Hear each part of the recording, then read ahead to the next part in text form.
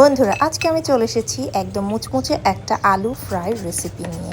এখানে আমি দুটো আলু নিয়েছি। আলু দুটোকে সুন্দর করে এভাবে কেটে ফেললাম। কেটে ফেলার পরে একটা আলুর পিসকে আমি সুন্দর করে এভাবে ভাজ করার পরে এই কাঠিটার মধ্যে পুট করে ঢুকিয়ে ফেললি। আর পুট করে ঢুকিয়ে ফেলার পরে এই কাঠিটা দেখতে অনেক বেশি সুন্দর লাগছে। আচ্ছা, সুন্দর লাগলে কি হবে? আমি তো আর এগুলো সাজিয়ে রাখবো না, এগুলো পেটের মধ্যেই চলে যাবে। দেখেন কি যে সুন্দর লাগছে, মন চাচ্ছে আমি এভাবেই রেখে দিই। তো যাই হোক, এগুলোকে তো আর এভাবে রেখে দেওয়া যাবে না, এগুলোকে একটা না একটা কিছু তো করতেই হবে। কি করতে হবে? সুন্দর করে ভাঁজ করে একটা করে কাঠির মধ্যে ঢোকাতে হবে। ঢোকানো শেষ। এখন আমি কি করব? এখন আমি একটা ব্যাটার তৈরি করব। যে ব্যাটারটার মধ্যে আমি দিয়েছি পরিমাণ মতো একটু চালের গুঁড়ো, একটু লবণ, একটু মরিচের গুঁড়ো, একটু সয়া সস আর একটু পানি।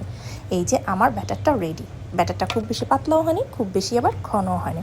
এখন আমি কি করব? এখন আমি এই যে আলুর পিসগুলোকে ভাজ করেছি, এই ভাজের ভিতরে উপরে নিচে সব জায়গায় এই ব্যাটারটা দিয়ে কভার করে ফেলবো। এই যে আমার একটা কভার করা শেষ। এখন আমি আরেকটা কভার করব খুব সুন্দর করে, উপরে নিচে ডানে বামে সব জায়গায় এই ব্যাটারটা দিয়ে কভার করে ফেলবো। এখন আমি যেটা করছি, গরম তেলে এই আলু ভাজাটাকে আমি ভাজছি। এই যে আমার ভাজা শেষ, একদম মুচমুচে একটা আলু ভাজা রেডি। এটা অবশ্যই সবাই বাসায় ট্রাই করবেন, আর কীরকম হয়েছে অবশ্যই আমাকে কমেন্টস করে জানাবেন। আল্লাহ হাফেজ।